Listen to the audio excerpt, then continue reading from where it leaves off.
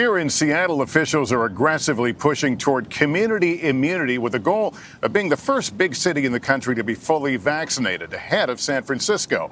Over 3/4 of eligible residents have received at least one dose of vaccine here.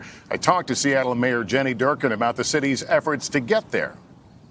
You were seeing in this region some of the first deaths from COVID. Do you remember what your feelings and fears were back then? You know, Lester, no one can overstate how stunning it was for us. And we were one of the first cities in. We had no roadmap. But, you know, I think when history's written, they'll say that Seattle got it right. We are a city that believes in science. We believed in masking and vaccination and testing.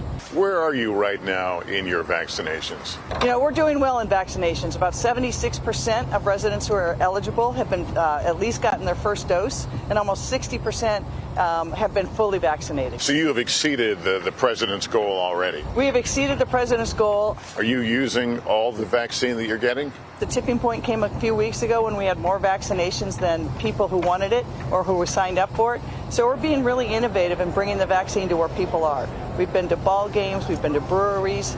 We're starting an emphasis now to go into every school in the Seattle Public Schools so we can start getting our students vaccinated too. What's your plan for the schools? So it's a really important part of our plan. We have a plan now to get into every school to vaccinate our students. And we do that in the coming few weeks before school is over. We really want to make this easy for families. Mayor Durkan says continued testing is critical to stopping the virus, especially as we head into the fall flu season. Thanks for watching our YouTube channel. Follow today's top stories and breaking news by downloading the NBC News app.